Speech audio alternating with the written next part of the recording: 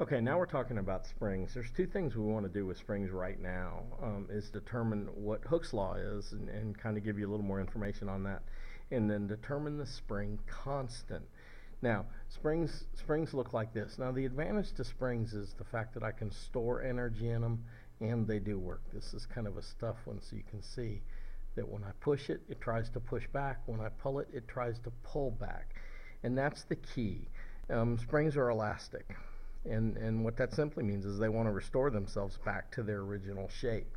And the fact that they're restoring themselves back to their original shape is what allows it to do some work. Now, the formula for Hooke's law, the force of a spring is equal to negative K times X, and that's Hooke's law.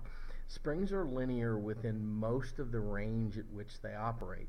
Now, they are permanently going to deform, so there's a point at which they stop.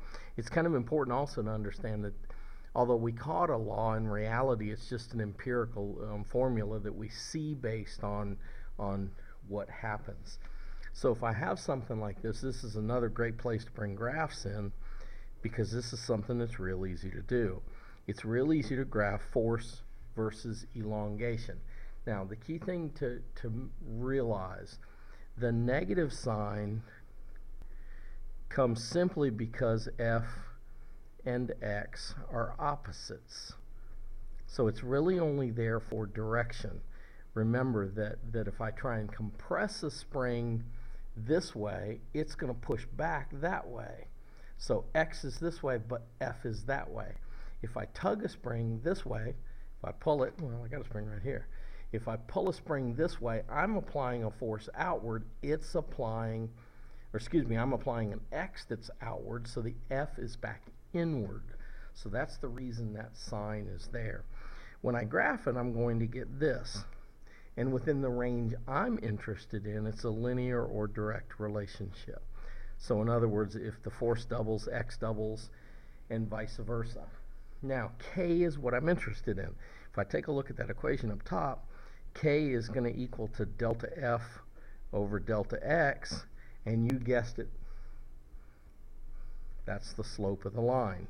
Now, if the K value is unique to each spring, and is a spring constant, it varies from spring to spring.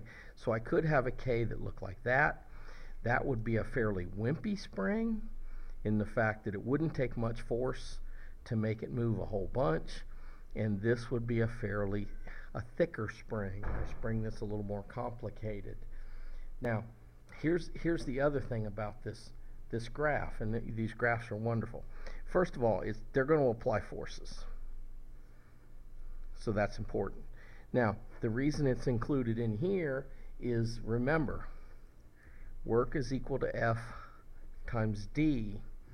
Well, taking a look at this graph up here, remember, anytime we have a graph, there's two things I want to look at. I want to look at slope, and I want to look at area. The slope of this is going to equal K. Well, look at this. The area is equal to the work that is done. So area is equal to work done by the spring. So once again, it's a case where graphs help us, and they show us empirically how things relate in the world, but they also show us what actually is going to happen, in the real world. Okay, let's make up a problem here. Let's do a problem. Let's say 400 newtons causes a spring to elongate 10 centimeters. What is K? If 600 newtons, we'll make that part A. If 600 newtons is applied,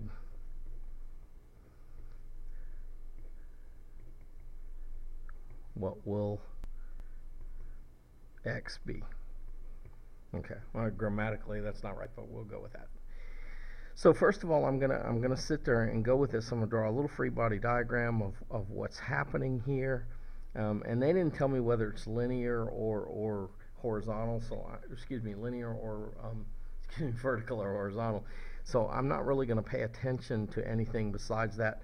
I can just simply have a spring here, and what I'm going to do is I'm going to apply 400 newtons here.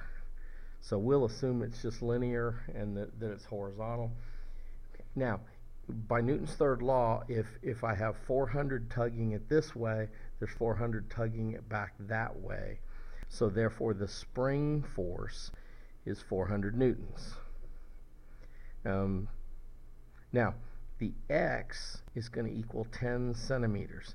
Now, this is a case where we could leave it in centimeters or meters. I'm going to go ahead and change it to meters simply because that makes my life a little simpler beforehand. And I'm looking for K. So now I'm going to say Fx is equal to negative K times X. So therefore K is equal to F over X. I'm going to kind of ignore that because that is direction only.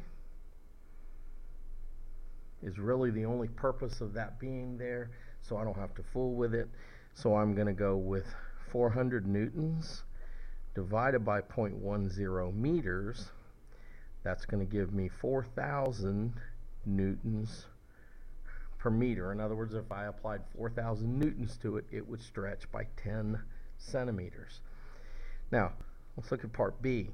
It says now, okay, I'm going to now apply 600 newtons. So the force on the spring is going to be equal to 600 newtons.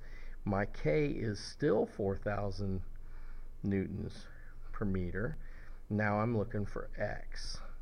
Again, I can essentially ignore the negative sign because it's indicating direction only. I'm going to get X is equal to F over K. So therefore it's going to be equal to 600 newtons divided by 4,000 newtons per meter. 600 divided by 4,000, I can't do it in my head. That's equal to 0.15.